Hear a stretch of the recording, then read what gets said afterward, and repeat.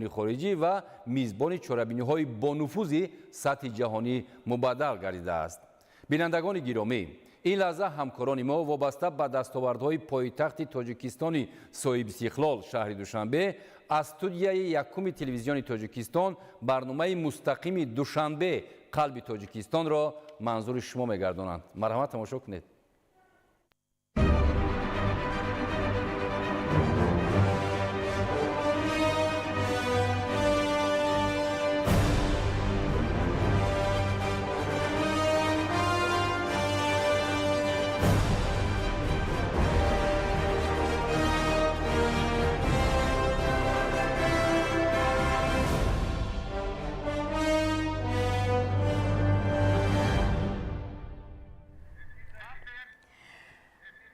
تو شهر گل و گلهای دوشنبه، نگین روی دنیای دوشنبه. در عالم شهر بسیار است، اما تو بهتر از همه جای دوشنبه. به عزم شهرداری تو 100 احسن که بینموده است احیای دوشنبه. سلام و خوشی و صحتمندی می‌خواهیم به همه شما بیننده های عزیز. برنامه مستقیم تلویزیونی را تحت عنوان دوشنبه قلب تاجیکستان پیشکشتان می‌نماییم. واقعا هم دوشنبه قلب تاجیکستان است و دوام سالهای صاحب استقلالی با تشبث و دستگیری‌های بی‌واسطه پیشوای ملت پرزیدنت جمهوری تاجیکستان محترم امامعلی رحمان و راهبریت این شهر بسیار هم تاریخی، رئیس مجلس ملی مجلس عالی جمهوری تاجیکستان، رئیس شهر دوشنبه محترم رستم امامعلی خیلی ترقی کرده ایستاده است و ببینید که تمام انشاءات‌های یاری‌رسانی که امروز در جمهوری تاجیکستان خاصتا در شهر دوشنبه بنیاد می شود برای انسان یک روح الهامی تازه می بخشد. واقعا هم باید بگوییم که طول سالهای صاحب استقلالی در همه شهر و ناحیه‌های مملکت و بخصوص در دوشنبه نازنین و دلربا و نظرربا بسیار انشاءات‌های عظیم و بسیار انشاءات‌های اهمیت اقتصادی و اجتماعی داشته و استفاده داده شدند که این همه از شکوه، جلال و قدرت تاجیکستان صاحب استقلال دلالت می‌کند. بله زبان صاحب، ما امروز همگان شاهد هستیم و تمام ساکنان جمهوری تاجیکستان شاهد هستند که در شهر دوشنبه 5 انشاءات با اشتراک پیشوای ملت پرزیدنت جمهوری تاجیکستان محترم امامعلی رحمان و رئیس مجلس ملی مجلس عالی جمهوری تاجیکستان رئیس شهر دوشنبه محترم رستم امامعلی گشاده شد و در این کارخانه‌های صنعتی 290 جای کاری مهیا کرده شده است که علاقه 290 ساکن شهر دوشنبه می توانند با جای کار دائمی تامین گردند که این واقعا هم برای هر یک شهروند، هر یک ساکن جمهوری تاجیکستان باعث افتخار است. بله، ما امروز از شکوه و جلال تاجیکستان صاحب استقلال، از پیشرفت‌ها و از زیبایی‌های ناتکرار دوشنبه نازنین سخن خواهیم گفت. و در آغاز برنامه خوب می شود که ما یک سرود دلنشین را از هنرپیشه شایسته تاجیکستان صاحبه دولتشاه و با هم بشنویم و تماشا کنیم و بعدا برنامه را ادامه می دهیم. بله. مرحمت.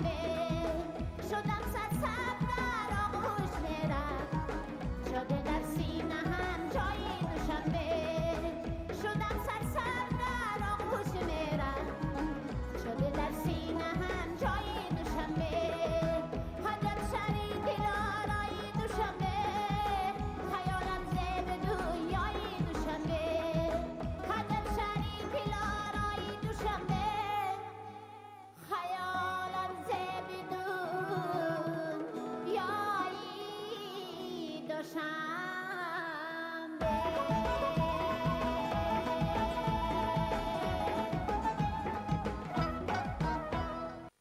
شکر زیاد.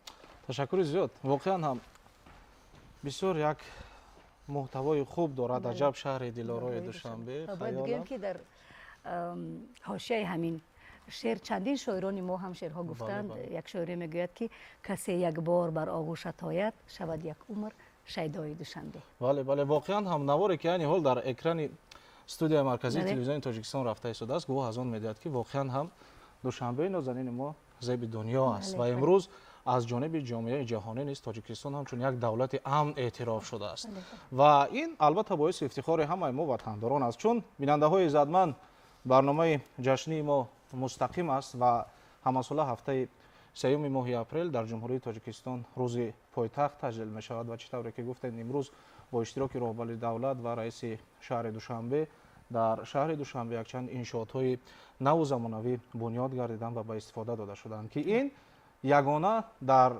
рӯзи пойтахт нест ба монанди ин давоми сол даҳҳо иншоотҳои стратегӣ азими стратегӣ бунёд мешаванд ва ба истифода дода мешаванд. хуб ва бинандаҳои арҷуманд агар шумо саволу дархостҳое доред метавонед ба рақамҳое ки айни ҳол дар рӯи экранҳои шумо намудор аст бо мо дар тамос бошед. ҳамкорони мо бо саволҳои шумо посух мегӯянд ва ба мо пешниҳод мекунанд ва мо ҳатман саволҳои шуморо аз ин минбари баланд чун телевизиони тоҷикистон телевизиони миллат аст пешниҳоди шумо мегардонем ва ёдовар мешавем ки ҳамсӯҳбати аввалини барномаи мо ҳастанд устод давлатшоҳ маҳмудов омӯзгори донишгоҳи давлатии омӯзгории тоҷикистон бо номи устод садриддин ва ҳамзамон паринамо назирова донишҷӯи донишгоҳи миллии тоҷикистон ва ҳамзамон غالب آزمون جمهوری فروغ صوفی دانای کتاب است در سال 2024 خوش آمدید. واقعا هم تاجیکان از عهد پیشین مردمی شهرساز و شهرنشین بودند و نمونه عالی این صنعت این مدنیت امروز در همین دوشنبه نازنین ما مشاهده می‌گردد. از این شکوه از این جلال می‌خواستیم شما صحبت کرده باشید.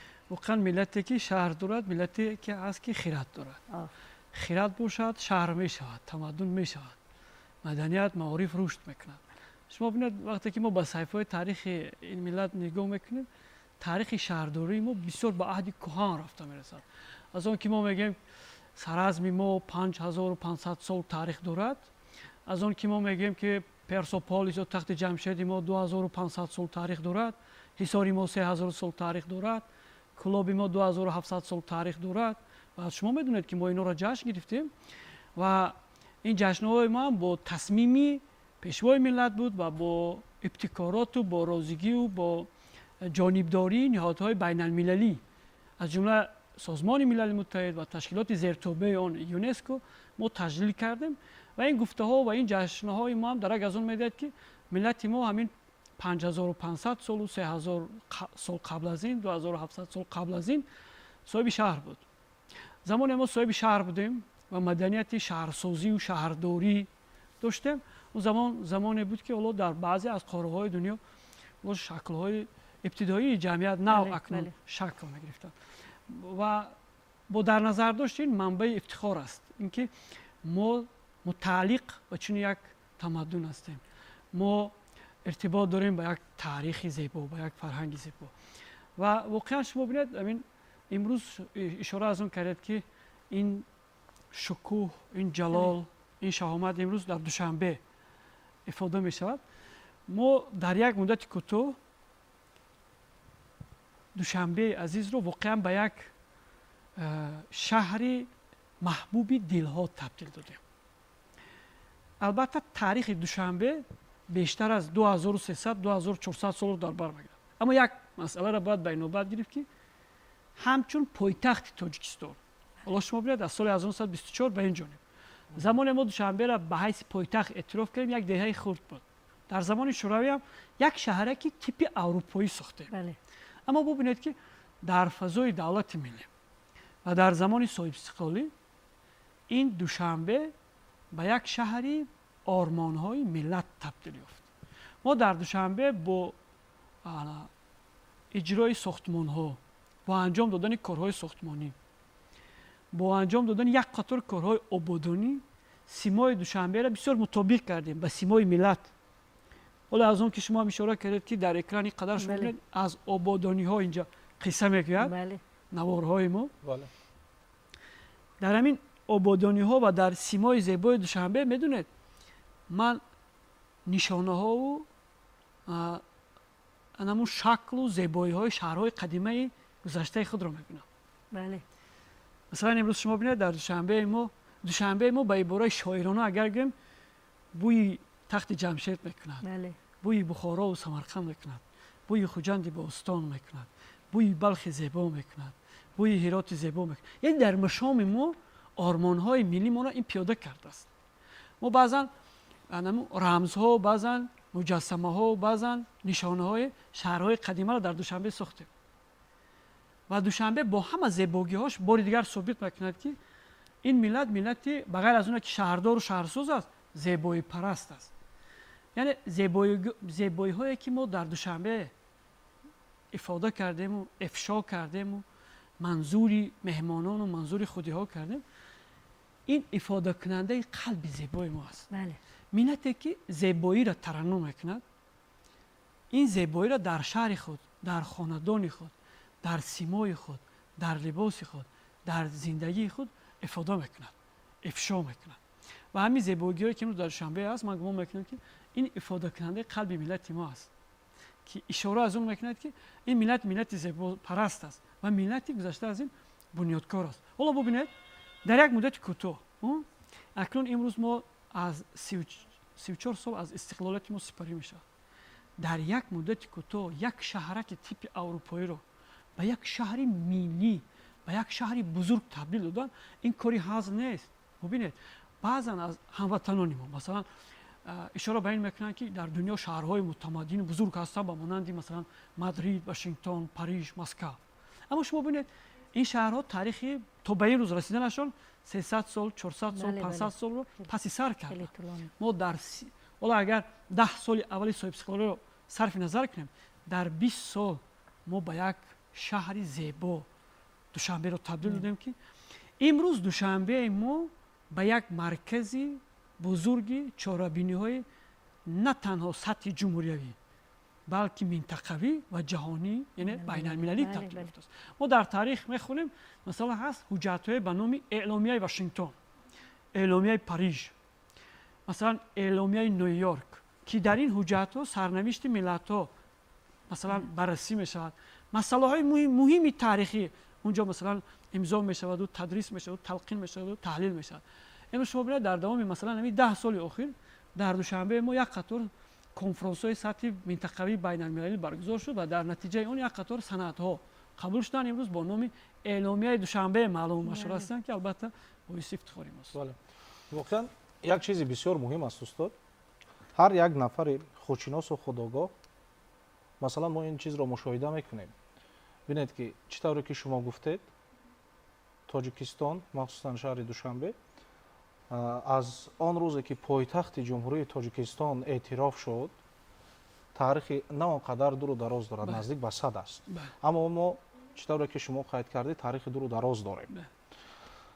روز تا روز شهر دوشنبه با دستور و هدایت‌های پیشوای ملت محترم امام علی رحمان باز هم آبادتر گردیده است. اما در ظرف 13 ساله استقلال ملی که ما به دست آوردیم زیبایی، بنیادگرایی، همه آن زیب و زینتی که تمام ساکنان جمهوری تاجیکستان خاصتا شهر دوشنبه در این ایام زیبا خاصتا بهاران می‌بینند، این همه در سیمای پیشوای ملت است. این همه دستگیری‌ها و زحمت‌های سرور محبوب ملت تاجیک است که دوشنبه نازنین امروز به یک پاره بهشت تبدیل داده شده است. مثلا ببینید بینای پارلمانت حکومت جمهوری تاجیکستان در زمان استقلال ملی بینای علاقه муҷассамаи шоҳ исмоили сомонӣ, муҷассамаи рамзи истиқлол. Масалан, дар ҷумҳурии мардумии Чин муҷассамаи рамзи истиқлоли тоҷикон сохта шудааст. вақте ки ҳар як шахс ин муҷассамаро мебинад, ҳисси худшиносӣ ва худогоҳиаш боз ҳам баландтар меравад ва ин воқеан ҳам боиси ифтихори ҳамаи мо аст. ва мо бояд шукрона кунем ки истиқлоли миллӣ дорем, бояд шукрона кунем ки пешвои миллат дорем, бояд шукрона кунем ки дар як фазои ором осудаи ин сарзамин умр ба сар мебарем ва иқомат мекунем. хуб, ман мехостам инҷо роҷеъ ба созандагию бунёдгароие ки дар зарфи истиқлоли миллӣ роҷеъ ба симои пешвои муаззами миллат президенти ҷумҳурии Тоҷикистон муҳтарам Эмомалӣ Раҳмон аст. каме андешаи худро баён кунед. Назари шумо чӣ гуна аст ва чӣ гуна бояд бошад? бале, воқеан шумо бинед, истиқлолият барои мо қариб ки барои як миллат умуман истиқлол ҳама чизро медиҳад. ҳамин истиқлолияти мо барои мо бисёр чизро дод, аз ҷумла як неъмати пурарзише ки барои мо армағон овард, ҳадия кард давлати миллист. ва он чизе ки шумо ҳам ишора кардед ба ҳамин иртибот мегирад ки яъне маҳз давлати миллӣ ва фазои миллӣ метавонад ки як шароитеро ба вуҷуд биёрад ки ормонҳои миллат пиёда шавад. ва бубинед, шумо аз бинои парлумон ёд кардед, як чизи бисёр рамзӣ аст. бинои парлумони собиқ, бинои парлумони замони соҳибистиқлолӣ паҳлӯи ҳам ҳастанд. чашм бикушои, чашми ту гар соҳибназар аст, зиндагӣ дар пайи таъмири ҷаҳони дигар аст мегӯяд шоид. ҳар каси раҳгузар, ҳар нафар инсони соҳиб ақл, соҳиб ирода худ аз ҳамин ду бино қиёс мекунад. мо чӣ қадар дар ҳамин симои ҳамин биноҳое ки дар замони истиқлол дар шаҳри Душанбе бо ибтикори воқеан пешвои миллат, як чеҳраи таърихсозу таърихии миллат муҳтарам Эмомалӣ Раҳмон, бо ибтикори раиси тозаандеши шаҳри Душанбе муҳтарам Рустам Эмомалӣ дар шаҳри Душанбе пиёда шуда истодааст. воқеан мо ҳамун болотарам ишора кардем ки ҳамун намои миллии худро мебинем. ин вақте ки шумо имрӯз дар кӯчаҳои шаҳри Душанбе қадам мезанед, эҳсос мекунед ки воқеан ин хонаи ба ибораи худи пешвои миллат хонаи умеди тоҷикони тамоми дунё аст ва ин дар ҳақиқат қалби миллати мост. зеро ҳар куҷо ки назар мекунед созандагиҳо аст. зеро ҳар куҷо ки назар мекунед бунёдкорӣ аст, рушд аст, пешрафт аст. медонед, тахминан 30 сол қабл аз ин замоне ки мо муҳассилини мактабҳои миёнаи атрофи шаҳри Душанбе будем, ҳар лаҳза мо орзу мекардем аз замони хурдӣ ки вориди Душанбе шавем. ин орзуи деринаи мо буд ки пойтахтро будем. орзуи деринаи ҳамаи мо буд. аммо он замон вақте ки мо Душанбе ворид мешудем, каме озурда мешудем, чунки он чизе ки тафаккури кӯдакии мо орзу мекард, уна намедидем дар Душанбе. имрӯз фарзандони мо, имрӯз шогирдони мо, имрӯз насли нави ин миллат бо Душанбеи худ меболад, ифтихор мекунад. ва хушбахтона он орзуҳое ки мо дар замонаш натавонистем ба он бирасем, имрӯз дар симои фарзандони худ, дар симои шогирдони худ, дар симои ҳамватанони худ инро мебинем. ҳамин худ хушбахтӣ аст. бале, медонед, як лаҳзаам буд, ман ба шогирдон тақдир кардам ки як замоне буд, мо аз назди театри опера балет ба номи Устод Айнӣ мегузаштем. унҷа тахминан 4 сол қаблтар аз ин унҷа намоиши китоб, фурӯши китоб мегузашт. кӯдакони бисёри анбӯҳ унҷа истода китоб мехариданд, китоб варақ мезаданд. ман ба шогирдонам ишора кардам, гуфтам замоне буд ки 30 сол қабл мо ҳамин гуна анбӯҳ аз паи як бурданон медавидем дар ҳамин Душанбе. шумо қиёс кунед ки имрӯз Душанбе як муҳитеро фароҳам овардааст ки он насле ки замоне аз паси як бурданон медавид, имрӯз китоб варақ мезанад. анбӯҳ ҷамъ омада дар муборизаи зеҳнҳо ба хотири нишон додани ақли закии худ дар набарди китобу андеша дар пойтахт, дар дили Тоҷикистон ба ҳам меразмад ва ғолиб меояд ва масалан парчамбардори ин миллат мешавад дар Душанбе. ба ҳамин хотир ман гумон мекунам ки имрӯз Душанбеи мо бо ибтикороти роҳбари давлат муҳтарам Эмомалӣ Раҳмон, бо ибтикороту созандагиҳои раиси шаҳри Душанбе воқеан ба як макони ормонҳои миллат табдил ёфтааст. шумо ҳамин биноҳое ки шумо инҷо ишора кардед, шумо бинед, ҳамин бинои китобхонаи миллӣ, бинои осорхонаи миллӣ, ҳамонтавре ки гуфтед бинои ҳукумати ҷумҳурии Тоҷикистон, бинои парлумон ва бинои чандин вазоратҳо. ман ба ёди шумо биёрам як нуктаро. соли 1924 бори аввал бинои вазорати тандурустии Тоҷикистон иборат аз як бинои як ошёнаи лоӣ ва похсагӣ мегуфтанд болояш бо қамишу хасп пӯшонида аксаш дар саҳифаҳои таърих ҳаст ва имрӯз ҳамон биноро паҳлӯи бинои вазорати тандурустӣ гузоред қиёс кунед. аз замин то осмон фарқият аст. ҳамин нишонаи созандагӣ албатта миллати мост. ташаккури зиёд. дар суҳбат устод як нуктаи бисёр муҳим гуфтанд ки мо бисёр миллати хушбахт ҳастем ки иртибот дорем ба як таърихи зебо ва имрӯз мо хушбахт ҳастем ки ҳамин таърихро бо ибтикороти пешвои муаззами миллат имрӯз мо зинда медорем бо ҷорӣ кардан ва баргузор кардани як қатор чорабиниҳои муҳими фарҳангӣ ва бахусус баргузор кардани озмунҳои сатҳи баланд ва озмунҳои ҷумҳуриявӣ. ман дар назар дорам озмуни тоҷикистон ватани азизи ман фуруғи субҳи донои китоб аст ки инҷо яке аз ғолибони ҳамин озмун дар инҷо ширкат доранд ва мо мехоҳем ки аз ин хушҳолӣ мекунанд. фикр мекунам ки онҳо дар чунин давлати ободу озод зиндагӣ мекунанд ва дар ин озмунҳои сатҳи баланд ширкат мекунанд ва қисмати аз ҳама охири ин озмунҳо дар худи шаҳри душанбе ҷамъбаст мегардад. чуноне ки устод гуфтанд дар китобхонаи миллии тоҷикистон ки як бисёр иншооти муҳими фарҳангӣ аст ва фазои хуб ҳам дорад барои эҷод, барои кор, барои омода шудан ба ин гуна озмунҳои сатҳи баланд. аз таъссуроташон мехостем инҷо чанд сухан гуфта бошад. ташаккури зиёд. воқеан ҳам дар тӯли 6-7 сол аст ки дар тоҷикистони азизи мо як қатор озмунҳои сатҳи ҷумҳуриявӣ баргузор мегарданд ва ҳамаи инро ман мехоҳам дар мисоли озмуни ҷумҳуриявӣ фуруғи субҳи донои китоб аст шарҳ диҳам, чун худам низ иштирокдори ин озмун ҳастам ва ҳамзамон ғолиби ин озмун дар даври ниҳоӣ дар соли 2024. як нуқтаро қайд карданӣ ҳастам ки вақте ки мо аз даврҳои аввал, дуввум ва сеюм ба даври ҷумҳуриявӣ меомадем, аз дигар минтақаҳо душанбе моро модарона ба оғӯш мегирифт. мо инҷо эҳсоси бегонагӣ намекардем, чун ин як хусусияти душанбе аст ки метавонад ҳар кӯчаи он ёди зебоӣ кунад ба мо ва воқеан ҳам баргузории чунин озмунҳо тавонистанд ки диди моро нисбат ба душанбеи азиз бештар гардонад ва дуруст аст ки шоирон дар васфи ин кишвари бузург шеърҳо мегӯянд, ҳатто лоиқ мегӯяд аз бухоро бар душанбеи азиз тахти бахти тоҷикон оятаме ва дар ҳақиқат чуноне ки устод қайд карданд душанбе шаҳри ормонҳо аст ва тахти бахти моро дар симои ҳамин шаҳри гулбадомон метавон мушоҳида намуд.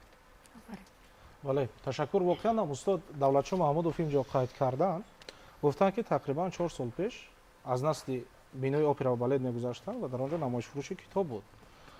бинед ва шумо инҷо қайд кардед ки ҷавонон аз он китобҳо харидорӣ мекарданд. ин аввали солҳое буд ки озмуни ҷумҳуриявӣ фуруғи субҳи донои китоб аст дар ҷумҳурии тоҷикистон зери сарпарастии роҳбари давлат пешвои муаззами миллат президенти ҷумҳурии тоҷикистон муҳтарами эмомалӣ раҳмон роҳандозӣ гардида буд ва имрӯз самараи ана ҳамин озмунро мо мебинем ва имрӯз ҳамакнун як нафар аз ғолиби озмуни ҷумҳуриявӣ фуруғи субҳи донои китоб аст дар назди мо нишастааст ва баҳри бинандагон қисса мекунад ки озмун чӣ гуна аст, ҷараёни озмун чӣ гуна аст, манфиати озмун чӣ гуна аст. ман фикр мекунам ки ҳеҷ як роҳбари давлате барои мутолиа кардани китоб, барои донишманд шудани шаҳрвандонаш пул намедиҳад ва имрӯз сарвари давлат номи худро дар таърих нақш баст ва имрӯз пешвои миллат муҳтарами эмомалӣ раҳмонро ҷавонон пайравӣ асосӣ мекунанд ва имрӯз аллакай як кӯдаки хурдакакеро ки дар хона ба воя мерасад акси пешвои миллатро нишон бидеҳ, воқеан ҳам мешиносад ки ин ки аст. мегӯяд агар мо пешниҳод кунем ки писарам ё ки додарам ин акси кист, мегӯяд ки бобоҷон эмомалӣ раҳмон. бинед ки дар ҳар як хонадон намои аслии худшиносию худогоҳӣ ҳаст ва имрӯз роҳбари давлат то ҳадде ба манфиатҳои миллӣ даст мезанад ки ҳатто хурдсолоне ки дар он хонадон ба воя мерасанд роҳбари давлатро пайгирӣ мекунад. дар оинаи нилгун вақте ки роҳбари давлатро мебинем, ман шоҳид шудам ки вақте ки бо як додарам ба маркази шаҳр мегузаштем, додарам аз ман хоҳиш кард ки ака хоҳиш мекунам маро дар назди акси бобоҷонам эмомалӣ раҳмон عکس بگیرید. ببینید مفکوره کودک را. اگر کودک از خردسالی در روی خودشناسی و خودآگاهی ملی تربیت بیابد، در آینده اون نسل به پایان میرسد که نسل وطندوست، خویشتنشناس و خودآگاه و چطوری که پیشوای ملت میگویند جوانان آینده ملت و بنیادکار واقعی دولتند. ماست همین است. درست. تشکر زیاد. واقعا هم چون ما آبادی داریم، آزادی داریم، استقلال داریم، این همه شکوه و جلال داریم، حتما که این شکوه و جلال در سرود، در شعرها، در آهنگهای دلاویز هنرمندان اصیل ما توصیف می‌یابد و اینجا ما امکان داریم که از یک هنرمند وطن سرا فریدالشاه ابراهیم زاده یک سرودی وطن دوستانه بشنویم. مرحبا.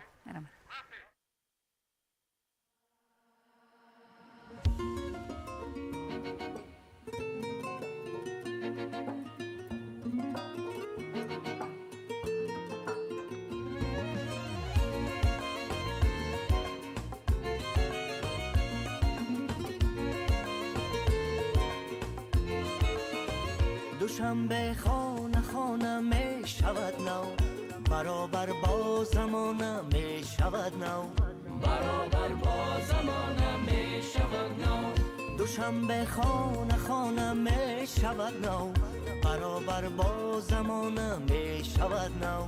صفاتش زینه زینه رفت بالا، با وصفیان ترانه می شود نو. صفاتش زینه زینه رفت بالا، با وصفیان ترانه می شود نو. چو بالا می رود بامی دوشنبه، دو بالا می رود نامی دوشنبه. چو بالا می رود بامی دوشنبه، دو بالا می رود نامی دوشنبه. چراغانش می پیوندد اکنون، چراغانش می پیوندد اکنون. با ماهو اختری شامی دوشنبه، با ماهو اختری شامی دوشنبه. دوشنبه سر به سر بنیاد گردد، دوشنبه ای دیگر بنیاد گردد. دوشنبه سر به سر بنیاد گردد، دوشنبه ای دیگر بنیاد گردد. بزم شه پسر کی نیک آموخت، متاند از پدر بنیاد گردد. بزم شه پسر کی نیک آموخت، متاند از پدر بنیاد گردد. دوشنبه ای دیگر بنیاد گردد.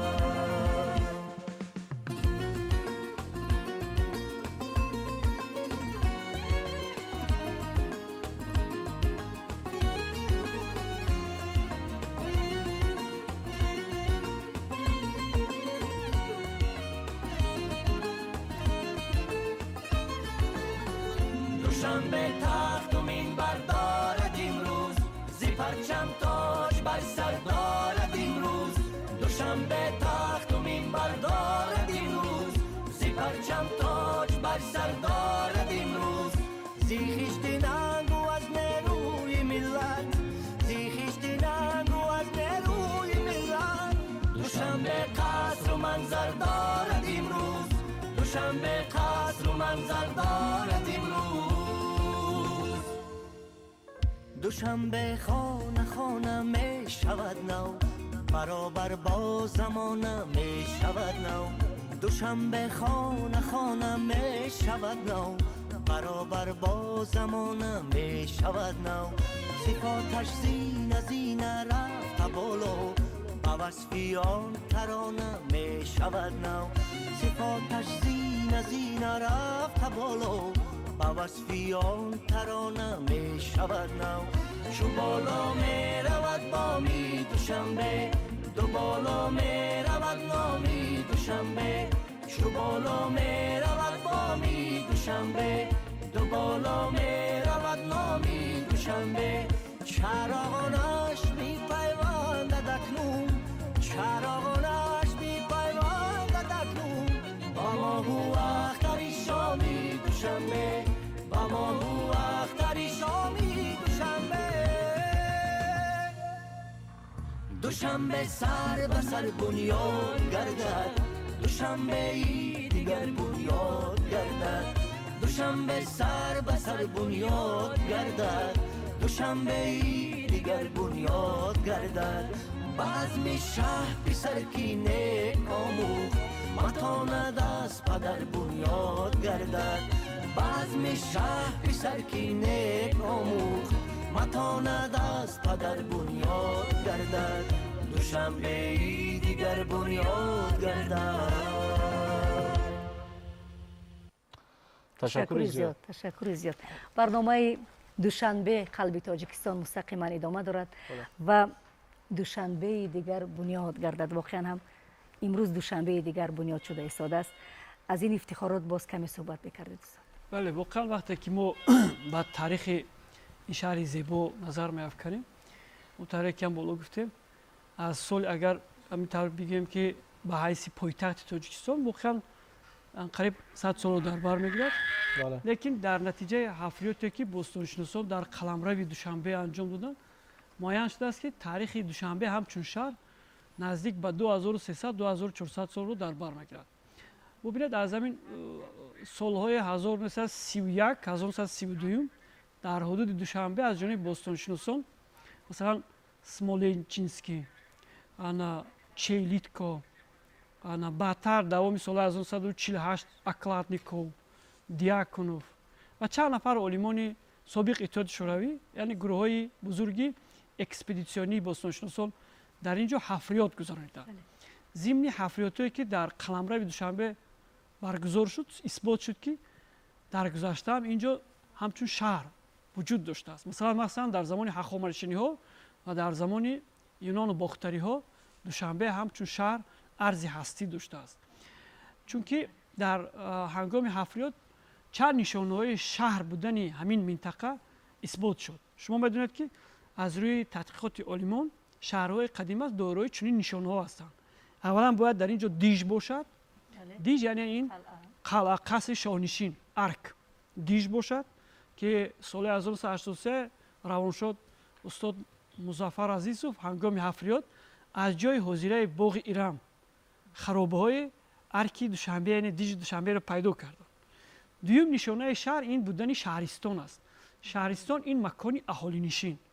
در نتیجه حفریات معین گردید که همین حدودهای مکان اهالی نشین دوشنبه حدود امروزه خیابان رودکی شروع از نزد دانشگاه اگری تاجیکستان این طرف تا ساحل دریای ورزاب یا که دوشنبه میگیم حدودهای امروزه باغ ایران دانشگاه دولتی آموزگاری تاجیکستان دانشکده اسلامی امانت بانک و همین خیلی بیاد تا خیابان اسماعیل سامانی این پایان آمفی‌تئاتر پول بازار نزدیکی سابق بازار برکت امروز نزدیکی آثارخانه ملی تاجیکستان همین مکانی اصلی اهالی نشینی دوشنبه ها بوده است. حتی یک بازار هم بود با نام دوشنبه اگر خطا بله. نکنم در همین مرکز صحبت میکنیم تشکیل کرده میشد. این شهرستان اون چیزی که شما گفتید در حدود همین منطقه که ذکر کرده بازار هم بوده است که از روی سرچشمه‌های خطی هفته یک مرتبه روز دوشنبه برگزار میشده است.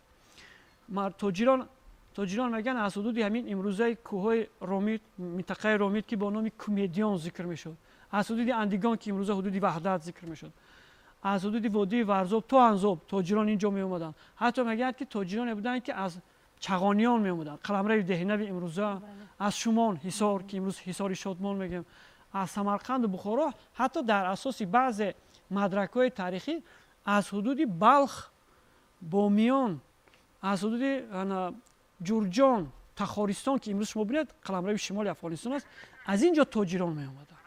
پس این چی معنی دارد؟ این معنی دارد که در اینجا تجارت خیلی رشد کرده بود. گذشته از این در نتیجه همین حفریات از سال 1932 تا سال 2004 در نتیجه بازیافته باستانشناسان و کارهایی که ایشان گذراندند 3864 دانه سکه یعنی تنگه های دوره های گوناگون تاریخی پیدا شد. خب البته طبیعی است که این نشانه چی است؟ رشد تجارت در اینجا. یکی از نشانه های دیگری شهر این وجود داشتن آرامگاه ها هست. این همی در نتیجه حفریات باستانشناسان ما از قلمرو سابق دهه غافل‌آباد امروزه حدودهای هیکل اسماعیل سامانی تا خانه رادیو و اطراف آن با نام دهه غافل‌آباد از اینجا چندین قبرستان‌های محتشم پیدا کردن که اثبات این است که واقعا اینجا شهر بوده است. استاد عزیز تشکر میگیم به شما برای بسیار معلومات جالب. بله واقعا خیلی صحبت گوارا، خیلی صحبت دلنشین در این روز نیک در برنامه مستقیم دوشنبه قلب تاجیکستان و کارگردان اشاره میکنند که همکاران ما از بخش اطلاعاتی آماده هستند که ما را در جریان خبر و گزارش های تازه قرار بدهند. ما سخن را با همکارمان یار محمد صمد میدهیم. مرحبا همکاران عزیز.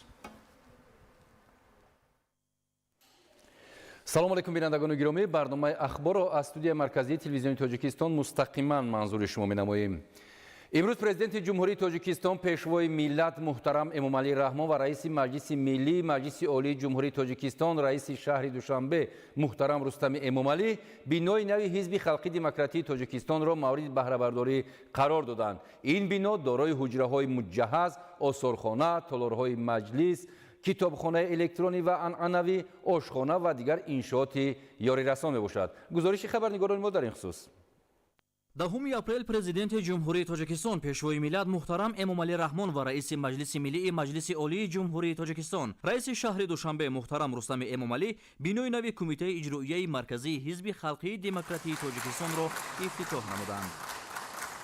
иншоо дар заминаи ташаббусҳои созандаи пешвои миллат муҳтарам эмомалӣ раҳмон бунёд шуда тарҳи он ба ҳусни пойтахт зебоии дигар бахшед. ба сарвари давлат муҳтарам эмомалӣ раҳмон иттилоъ доданд ки бинои нави кумитаи иҷроияи марказии ҳизби халқии демократии тоҷикистон дорои ҳуҷраҳои муҷаҳҳаз, осорхона, толорҳои маҷлис, китобхонаи электронӣ ва анъанавӣ, ошхона ва дигар иншооти ёрирасон буда шароити дар он фароҳамшуда ба фаъолияти кормандон заминаҳои мусоид хоҳад гузошт. таваҷҷӯҳ ва дастгириҳои асосгузори сулҳу ваҳдати миллӣ, пешвои миллат, президенти ҷумҳурии тоҷикистон, раиси муаззами ҳизби халқии демократии тоҷикистон муҳтарам эмомалӣ раҳмон нисбати ҳар яки мо ҳизбиён хеле калон аст. маҳз ҳамин боварӣ ва дастгириҳои пешвои муаззами миллатамон аст ки имрӯз мо дар ҳама самт фаъол ҳастем, муваффақ ҳастем, комёб ҳастем.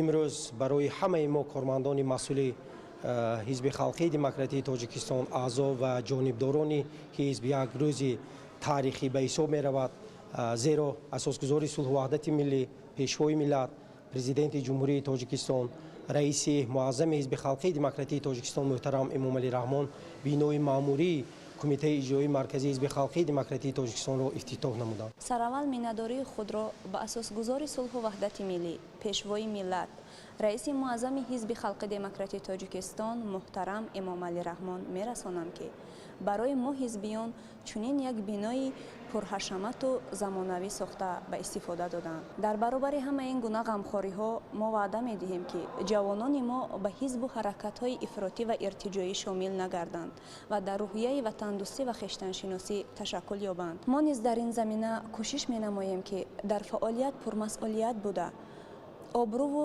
нуфузи ҳизби халқи демократии тоҷикистонро дар арсаи ҷаҳонӣ баланд бардорем. гӯшаҳои алоҳида ки дар осорхонаи ҳизби халқии демократии тоҷикистон таъсис дода шудааст ба ташаккули маълумоти ҳар бинанда аз масири таърихии тоҷикон мусоидат менамояд. таърихи ниёгон, тоҷикистони шӯравӣ, иҷлосияи тақдирсози 16-уми шӯрои олии ҷумҳурии тоҷикистон, таъсисёбии ҳизби халқии демократии тоҷикистон, нерӯгоҳи обии Роғун, ташаббусҳои ҷаҳонии пешвои миллат ва дигар маълумоту навгониҳои тоҷикистони соҳибистиқлол аз ҷумлаи бахшҳо дар осорхона аст. маълумот аз давраҳои гуногуни давлатдории тоҷикон, фаъолияти ҳизб ва дастоварду музаффариятҳои тоҷикистон бо роҳи ҷамъоварии аксу аёният ва маводи чопӣ нигаҳдорӣ мешаванд. ба таъкиди пешвои миллат муҳтарам эмомалӣ раҳмон имрӯз дар шароити ҷаҳонишавӣ ва бархӯрди тамаддунҳо рӯ овардан ба таърих ва арзишҳои миллӣ ба хотири нигаҳдошти анъанаву суннатҳои неки ниёгон ва ҳифзи истиқлоли сиёсиву фарҳангӣ аҳамияти басо муҳим касб кардааст. пас дар шароити рушди технологияҳои иттилоотӣ ва бо назардошти хусусиятҳои муосири сатҳи фаҳмиши ҷомеа, ҳифз ва тарғиби таърихи ташаккулёбӣ ва рушди ҳизби халқии демократии тоҷикистон тавассути воситаҳои инноватсионӣ ташкили фаъолияти осорхонаи таърихии инноватсионӣ ба мақсад мувофиқ хоҳад буд, таъкид доштанд пешвои миллат. ташаккули зеҳну тафаккури кормандон дар раванди фаъолият ва дастрасии онҳо ба муҳимтарин маълумоту навгониҳо аз ҷумлаи масъалаҳоест ки бо таъсиси китобхонаи электронии пайваст бо шабакаи интернет ба инобат гирифта шудааст. дар ин баробар имкон аст ки хоҳишмандон аз номгӯи зиёди адабиёт дар толори хониши китобхонаи анъанавӣ истифода намоянд. Барои ташкилу баргузории ҷамъомад ва чорабиниҳои гуногуни сиёсӣ маҷлисгоҳи кумитаи иҷроияи марказии ҳизби халқии демократии тоҷикистон бо тарҳи муосир бунёд шуда дорои 1240 ҷойи нишаст мебошад. برای صلح در انتظاری که شما و امضا رساندید و برای همه اون خدمت‌های پدرتون یک جهان تشکر ما وعده می‌دهیم که با امکانات‌های فراخی و دست آمده فرزندانه صادقانه برای ملت دولت و پیشوای عزیز خدمت فرزندانه сарвари давлат муҳтарам эмомалӣ раҳмон бо тақозои истифодаи мусоид аз шароити фароҳамшуда масъулинро барои татбиқи ҳадафҳои аслии ҳизби халқии демократии тоҷикистон аз ҷумла таҳкими асосҳои давлати соҳибихтиёр, демократӣ, ҳуқуқбунёд, дунявӣ, иҷтимоӣ ва ягона, инчунин иқтисоди устувор ки ба беҳбуди ҷомеа нигаронида шудааст, дастуру тавсияҳо доданд. 10 апрел президенти ҷумҳурии тоҷикистон пешвои миллат муҳтарам эмомалӣ раҳмон бо раиси маҷлиси миллии маҷлиси олии ҷумҳурии тоҷикистон раиси шаҳри душанбе муҳтарам рустами эмомалӣ дар кӯчаи абдулаҳад қаҳорови пойтахт корхонаи дузандагии ҷамъияти дорои масъулияти маҳдуди гардиро ба истифода доданд. иншооти навбунёд аз 3 ошиёна иборат буда дар он истеҳсоли сару либоси мардонаву занона ва кӯдакона ба роҳ монда шудааст. тафсилоти бештар дар гузориши ҳамкорони мо. 10 апрел президенти ҷумҳурии тоҷикистон пешвои миллат муҳтарам эмомалӣ раҳмон бо раиси маҷлиси миллии маҷлиси олии ҷумҳурии тоҷикистон раиси шаҳри душанбе муҳтарам рустами эмомалӣ дар кӯчаи абдулаҳад қаҳорови пойтахт корхонаи дузандагии ҷамъияти дорои масъулияти маҳдуди гардиро мавриди баҳрабардорӣ қарор доданд. иншооти навбунёд аз 3 ошиёна иборат буда бо маблағи 45 миллион сомонӣ сохта шудааст. дар он истеҳсоли сару либоси мардонаву занона ва кӯдакона ба роҳ монда шудааст. либосҳои зебову шинами коргоҳ аз лиҳози сифат рақобатпазир буда мувофиқ ба завқу хоҳиши харидорон духта мешавад. корхонаи навбунёд дар доираи татбиқи ҳадафи 4 миллии саноатикунонӣ бо суръати кишвар роҳандозӣ гардида барои истеҳсоли маҳсулоти мувофиқ ба стандартҳои байналмилалӣ мутахассисони соҳибтаҷриба ба кор ҷалб гардиданд. برای ما جمع بانوان و زنان باعث افتخار است که امروز کارخانه دوزندگی که ما در آن کار میکنیم و اشتراکی به واسطه پیشوای ملت و رئیس محترم شهر دوشنبه مورد استفاده قرار گرفته. در این زمینه با صاحبکاری که کارخانه مذکور را تشکیل کرد و ما زنان خانشین را به جای کار معاش خوب تامین نمودند. منتدار خود و همه زنان و بانوان این کارخانه دوزندگی را بیان میکنند. برتر تکنولوژی ما در این است که اشیای خام که میبرد اگر کامیابی دیده شود ما نیز آن را میتوانیم از نو کار کرده باز با استحصال وارد کنیم. یعنی که اشیای خام در دستگاه مذکور عموما اسراف کردن نمیشود. با تشبث اساسگار صلح و وحدت ملی پیشوای ملت که جوانان را دستگیری میکند با صاحب جای کار هستیم. تشکر زیاد به جناب عالی این ما رو هم جوانان رو دستگیری کرده همینجا کار و فعالیت میکنیم. در آینده هم ما نیز امیدواریم که استحصال وطنی خود رو زیادتر کنیم. باز با صادرات بازارهای جهانی نیز نیت ها هست برایم. ҳоло шумораи коргарон дар фабрикаи дузандагии 210 нафарро ташкил дода бо пурра ба кор пардохтани иқтидори лоиҳавии он шумораи онҳо ба 400 нафар расонида мешавад. тавре ба сарвари давлат муҳтарам эмомалӣ раҳмон иттилоъ доданд корхонаи дузандагии гардӣ дар як шабонарӯз имкон дорад то 13 000 сару либоси гуногун истеҳсол карда дар маҷмӯъ дар як сол аз 1,5 то 2 миллион дона либос омода намояд. дар маҷмӯъ корхона тавлиди бештар аз 45 навъи маҳсулотро роҳандозӣ карда. иқтидори тавлидотӣ ва сифати маҳсулот имконият медиҳад ки минбаъд сару либоси он рақобатпазиру ивазкунандаи воридот дар бозорҳои кишвар бошад ва ҳамчунин ба содирот равона гардад. корхонаи нав дар доираи дастуру супоришҳои пешвои миллат муҳтарам эмомалӣ раҳмон ба хотири рушди соҳаи насоҷии кишвар ва роҳандозии истеҳсоли маҳсулоти ниҳоӣ аз ҷониби соҳибкори ватанӣ абдураҳмон мухтошев бунёд гардидааст.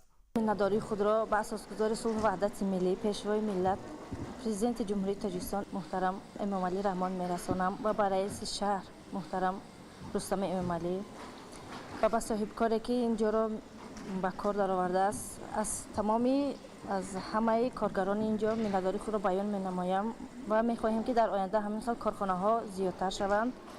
ما همچون جوان دختران، جوان زنانی که در خانه به کار میشینیم آمده در اینجا کار فعالیت کنیم. ما زنهای خانه‌شین تا این وقت در خانه می نشستیم، امروز آمده به این کارگاه کار و فعالیت کرده ایستاده. معاشمان خوب است، با خوراک نصف روزی تامین هستیم.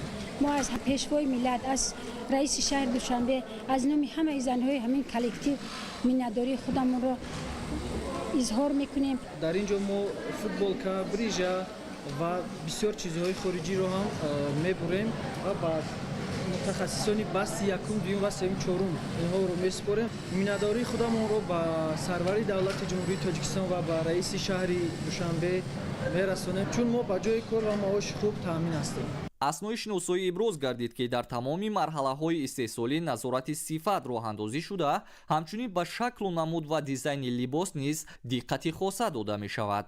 раванди истеҳсолот асосан ба таври худидоракунӣ ба роҳ монда шуда, дар хатти истеҳсолӣ бештар аз 230 дастгоҳи махсуси дузандагӣ васл гардидааст. дар ҳамин ҷо сарвари давлат муҳтарам эмомалӣ раҳмон ба маҳсулоти ниҳоии корхонаи дузандагии гардӣ шинос шуда, ба сифати маҳсулот ва шаклу дизайни он баҳои баланд доданд. ин коргоҳ имконият фароҳам меоварад то соҳаи насоҷии кишвар рушд ёбад ва марҳила ба марҳила коркарди пурраи ашёи хоми маҳаллӣ дар дохил роҳандозӣ шавад. корхонаи дузандагии гардӣ ҳамзамон дорои толори намоишӣ, марказҳои гуногуни хизматрасонӣ, ошхона бо 280 ҷойи нишаст ва дигар иншооти ёрирасон мебошад. сарвари давлат муҳтарам эмомалӣ раҳмон ба раванди истеҳсолот ва дастгоҳу таҷҳизоти корхона баҳои баланд дода, чунин иқдоми бунёдкоронаи соҳибкорони ватаниро намунаи ибрату боиси дастгирӣ арзёбӣ карданд. масъулини коргоҳи дузандагии навтаъсисро ҳидоят бар он карданд ки ба сифати маҳсулоти хеш диққати аввалин дараҷа диҳанд, то ки он харидорони худро пайдо намояд. امروز پرزیدنت جمهوری تاجیکستان پیشوای ملت محترم امامعلی رحمان و رئیس مجلس ملی مجلس عالی جمهوری تاجیکستان رئیس شهر دوشنبه محترم رستم امامعلی در ناحیه فردوسی پایتخت بینای معموری شعبه معارف و پایگاه رقم 1 مؤسسه دولتی مرکز شهری یاری تعجیلی را به استفاده دادند.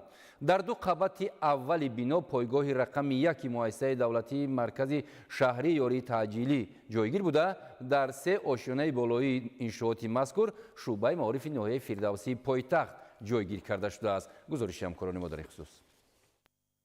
10 اپریل پرزیدنت جمهوری تاجیکستان پیشوای ملت محترم امامعلی رحمان و رئیس مجلس ملی مجلس عالی جمهوری تاجیکستان رئیس شهر دوشنبه محترم رستم امامعلی در ناحیه فردوسی پایتخت بینای معموری شعبه معارف و پایگاه رقم 1 مؤسسه دولتی مرکز شهری یاری تعجیلی طبی را مورد استفاده قرار دادند. اطلاع داده شد